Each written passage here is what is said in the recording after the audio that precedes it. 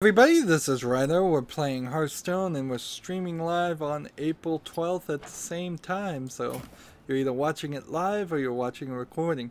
We're doing the daily quest. We have 3 more. I need to do just 53 more damage to an enemy hero, play 10 more warrior cards, and play 48 mage cards. And then that's it. Like, we've already done the Tavern Brawl. I really don't have a reason why I want to do an arena run right now. So, we are pretty well set. So, hopping into this, we just need to find a mage game. And I'm playing right now ranked because there's no real reason not to play ranked. If I lose ranks, oh darn. If I go up in rank, that would be nice. I'm still certainly not focusing enough on ranked play or building decks to win in ranked play that I'm probably going to get any further for it. Ooh, I am noticing there is a problem with this mage deck. It doesn't have any mage cards. This is a Battlecry deck.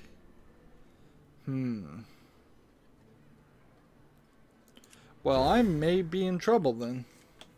Like, I may not have a mage deck that has any mage cards. Which means I'm going to have to consider either getting rid of things or failing the quest and changing it. Nice to meet you. This adds a random mage spell to our hand. But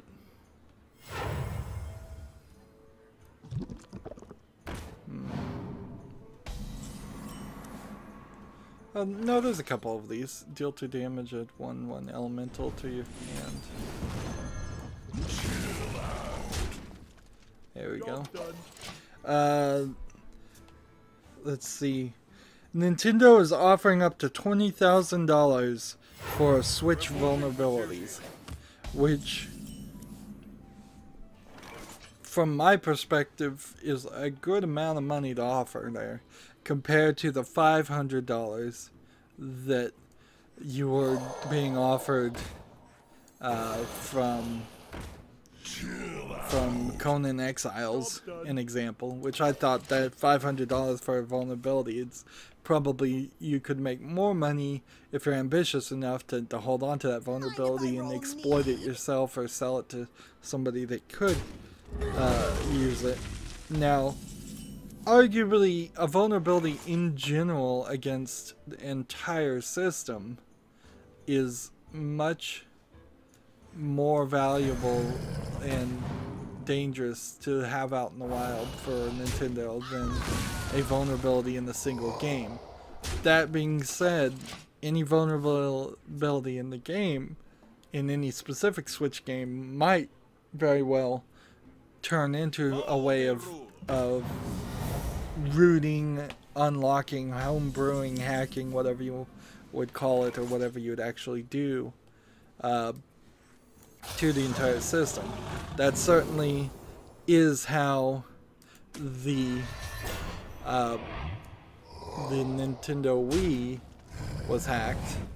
Is you would play a certain game. I know this, frankly, from my own experience. You put in a certain game, you load a certain save file for a certain game, and then all of a sudden you can put a new homebrew channel on your Wii.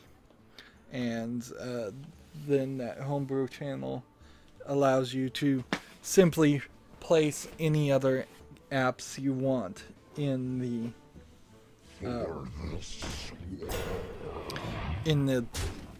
on the SD card memory or whatever it was, and then you could have many things and do many cool things. Let's do this,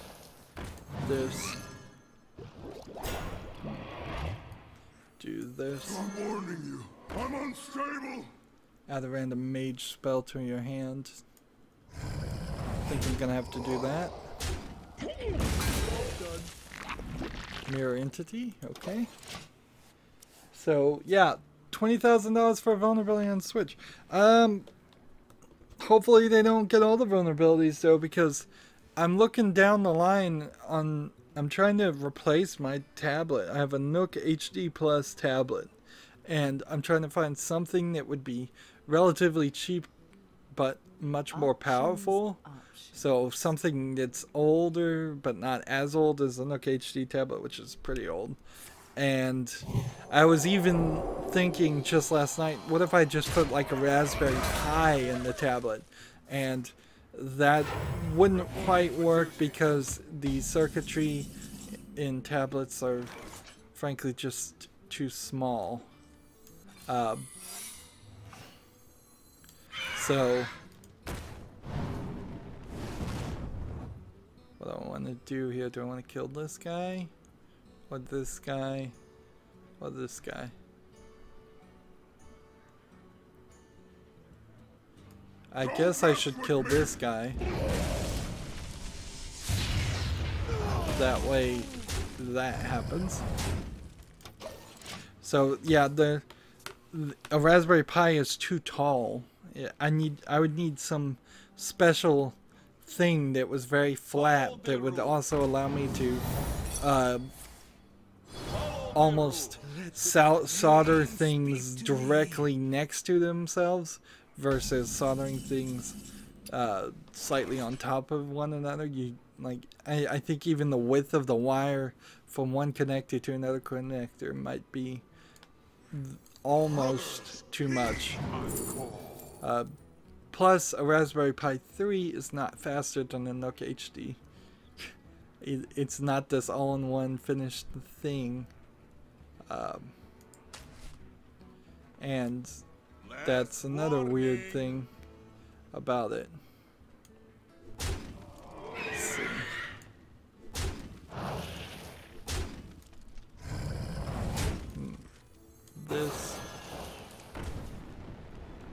This in the tray. So Well played. how that relates to Nintendo Switch is I would like to see a way to route that and put it's running BSD Unix on it. Like, is BSD Unix or is BSD its own thing? It's running BSD, whatever.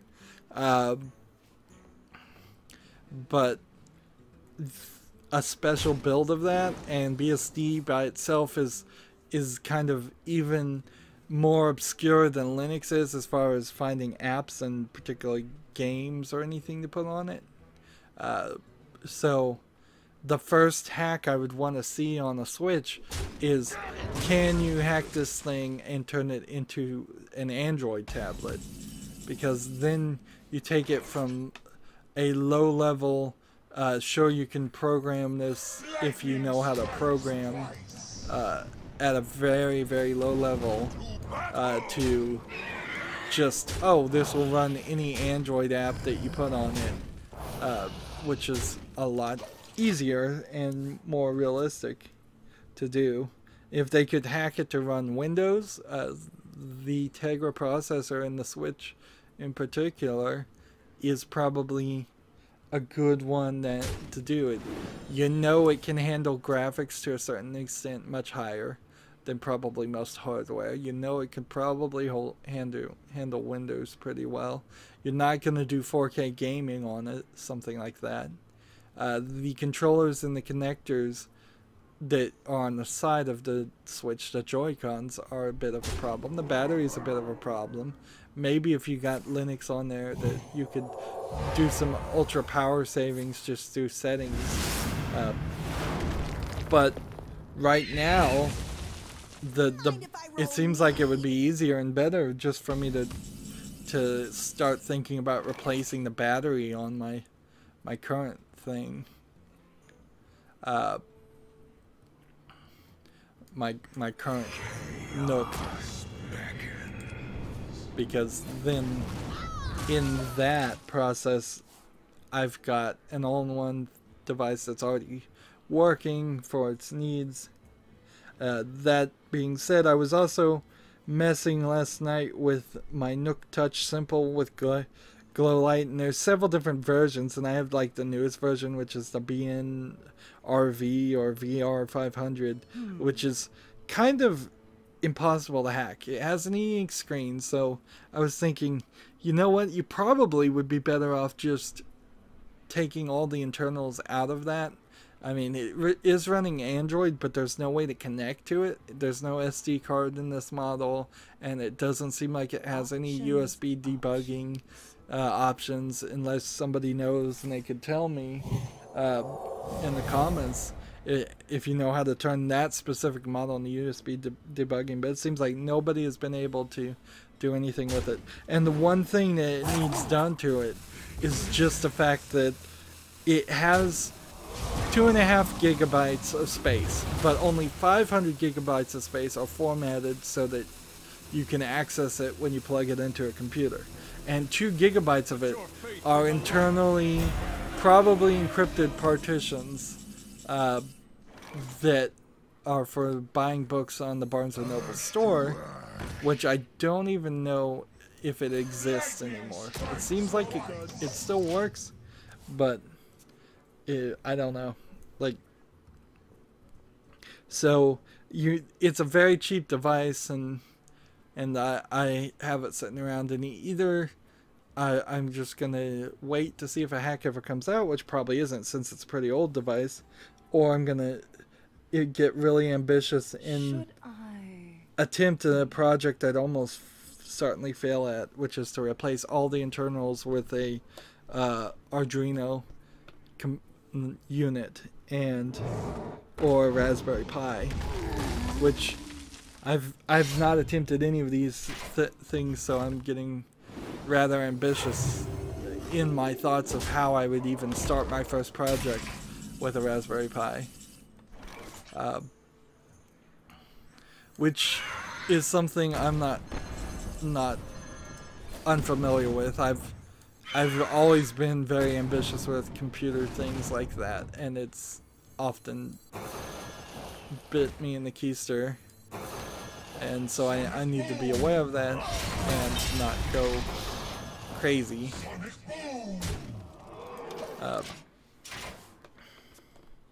The other thing, I don't know if I even mentioned it, is that as I was seeing if you could get a PlayStation Vita and put like an Raspberry Pi in it.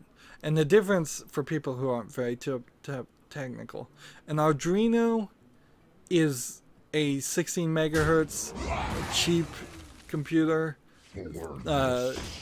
controller type thing that's for small simple projects, whereas a Raspberry Pi is more of a computer based thing that you can actually put an operating system. Arduinos don't really have an operating system on it. Raspberry Pis you can put an operating system on, and they're much higher in their just processing, how many megahertz.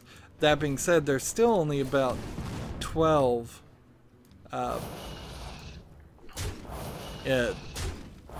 like 1.2 gigahertz processor, so they're not a 8-core 3.5 gigahertz Intel thing that you would put in a computer, but they 1.2 gigahertz for limited use would certainly work, particularly when you're driving an e-ink screen, because the e-ink screen doesn't have the refresh rate on a Nook reader anyways.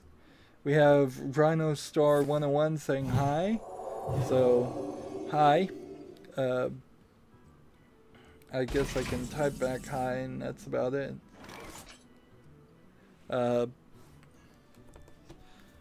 So let's see, can I win here? Charge battle cry.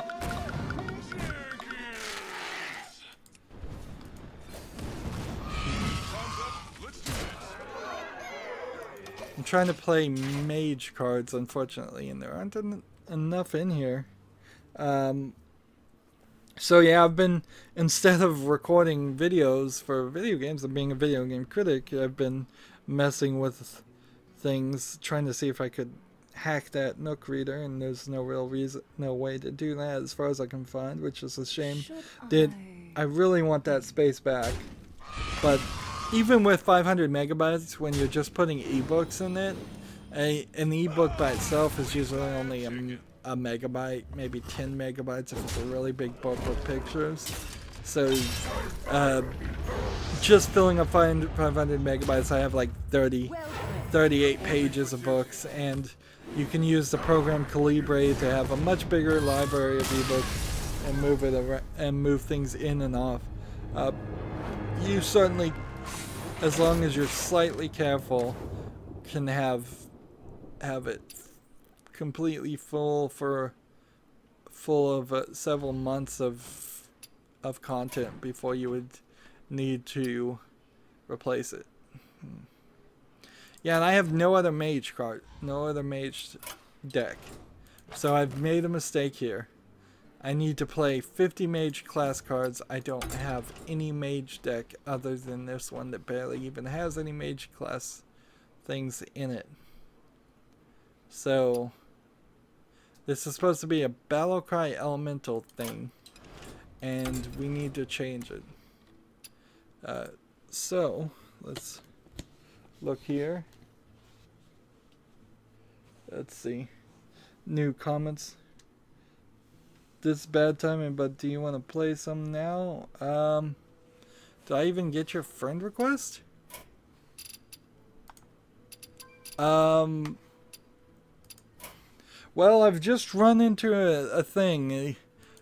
As the way this is always going to work for everybody, just to be fair and just to save me time, is that anybody that wants to play is gonna have to stay around till the end of the stream. That's just how it's gotta go, because I need to get the daily quest done. That is the most thing. So because of that, if you're still around and you still want to play, and that is the friend request I just accepted, I will bring it back up at that point. So I need to just get rid of the elementals in this deck.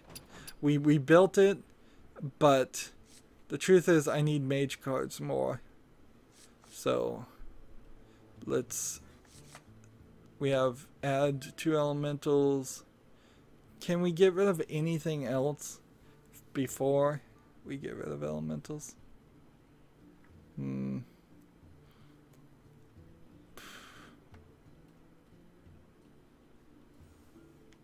No. So we'll get rid of this one and this one, and then this, and draw a secret from your deck.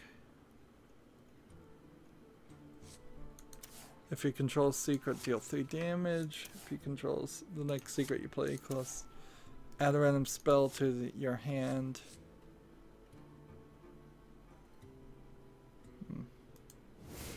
We'll get rid of this Death Rattle elemental, and we'll add some random spells, and we'll do this one.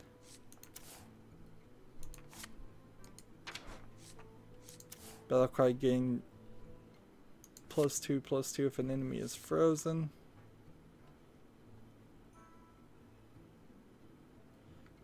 If you play an elemental, discover an elemental. If your deck has no duplicate, the next spell you cost spell. Summon a random thing. Alright, here we go. Get rid of that for those 2. Cast a random spell that costs 5 or less. We'll get rid of that one because that's not even an elemental. Discover spell.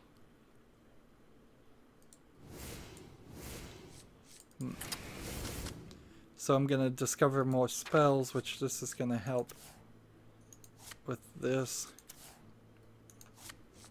And I think that's probably as much changing as I want to do right now. So let's play. And here we go, back into this. So yeah, Rhino Star, at the end, if you're still around, I'll play you, but we gotta get through all the daily quests first, maybe not all the news. So speaking of almost news, but not really news, PC Gamer is doing a week of Japanese games. They did one article of games that from Japan they want to come to PC. It's not really too offensive, and it's kind of just an opinion piece. There's really no reason, though, that you specifically would right now write an article about Japanese games. Like, so it's not news. It's more like a magazine article. It's just this opinion piece that they've decided to do, which I guess I can forgive it. Maybe because I like Japanese games too much. Maybe because I haven't been super irritated by PC gamers. I mean, it's not clickbait, really. They are doing what they're saying. It's just what they're doing is not really related to anything that's happening right now. Japanese Golden Week is about to happen, so if they were trying to coordinate it around that, that would make sense. But then you're coordinating your English website to target a non-English speaking audience of Japanese people who have a week off of holidays. So that's not your audience. Let's see. Platinum Games has said they want Platinum Games, the makers of Bayonetta, which is now on PC, and I'm super psyched about that. They've said that they want Can I light your fire? all their games to come to PC, but it's the publishers. And see, that brings out a very interesting topic to think about. It's like, so you make a game and you can't publish it yourself. You don't have the connections, you don't have the money to spend on the advertising. Maybe over 50%, maybe as high as 80%, maybe even 90% of all of the money spent on this game will be advertising, if we were just to guess. Like, I don't know if any of that is actually true, but it's possible. It's certainly possible that that has happened in the past. So then you sign a contract for a publisher to be the exclusive publisher, you would assume, for at least certain consoles or platforms, or a certain amount of time, or something like that. That publisher is trying to make as much money as possible for you and themselves. So there's really not any conflict there, unless they were doing, I don't know, getting some kind of kickback or something for like doing Xbox exclusivity or PlayStation exclusivity. And if they were getting a kickback, almost certainly that incentive, as it would be called, which is pretty much a kickback, would be shared between the game makers and the publishers. But maybe not. Maybe there are some shady publishers out there that get a lot more money and then do very little work on there. One of those publishers arguably is Gearbox, because they certainly don't know what they're doing, and I'll talk about them a little bit more, although we've already talked about them a lot. We end up talking about them a lot. Anyways, so you get in bed with this publisher, and then the publisher probably can make you more money if you get exclusivities. One would have to assume exclusivity actually works, because otherwise people would go full every single console. Of course, a lot of this is negotiated and thought up at the beginning of production, because if you know for a fact that you're going to only have the resources to program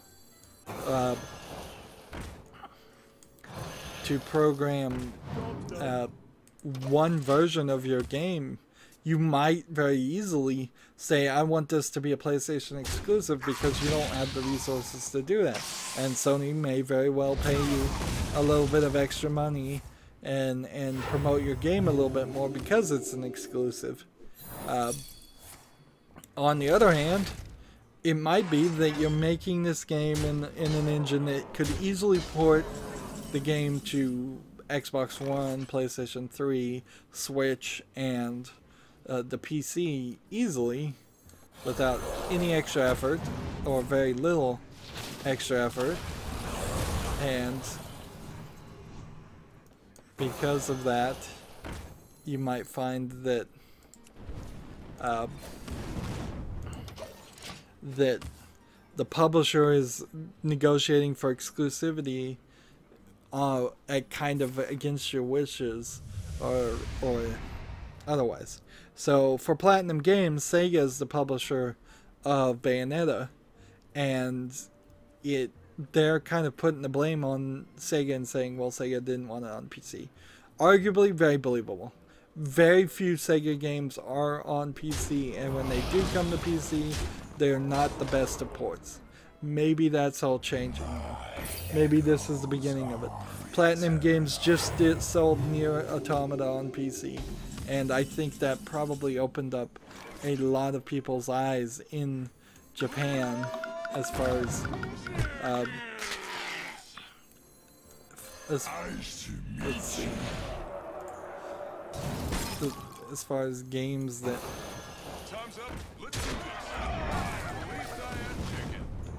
there we go. Games selling on the PC, because in Japan in particular, people don't have PCs, but that might be changing too. So it is the publishers, I guess, in a sense. I kind of feel like the developers though need to push harder for PC releases, and I don't think that's was happening until just recently. Let's see, this will be the last game for this recording. There's not really a lot to say here. For the first UK case is coming up for a British terror hoaxer / swatter. So this kid or person, I don't know who it is, tricked some United States police department to think that something really horrible and dangerous was happening at another player's house, and the police showed up guns blazing, as they have a tendency to do in the United States, and it's a major problem that needs to be addressed more. And because the police were tricked, they ended up shooting this innocent player, or relatively innocent player. Well, in this accusation, at least innocent. I guess I shouldn't attribute innocence to anybody these days. So this guy got shot because somebody was swatting terrorists, and that certainly is why I don't want to dox anybody. And I don't want to dox myself. I don't want to dox anybody else. I don't want to give out information, if you don't know what dox means, about anybody that friends me, anybody that plays me, because there are immature and just malevolent, bad people out there, to use smaller words, that would like to use that information and think it's just funny to send police to other people's houses and try and get them hurt or arrested, which is completely unacceptable and wrong. That actually swatting is one of my major concerns in doing this. It's like, the three major concerns are getting sued for copyright infringement, content ID stuff, because I've seen lots of examples of the automated content ID happening. Getting YouTube just completely changing its rules around and getting banned from YouTube, which honestly is not as bad as getting sued for copyright infringement. And then being swatted is probably number 3, because it's unlikely to happen, but if it does happen, it's very bad. And so, like, that's right up there as my 3 major worst case scenario things that would happen. Well, if you're watching live, stay tuned. Otherwise, as always, I ask you to like, share, subscribe, comment, and watch every second of my videos. If you want a friend or follow me on basically any social media sites, there's a whole bunch of links down below. Thank you for watching. Have a good evening.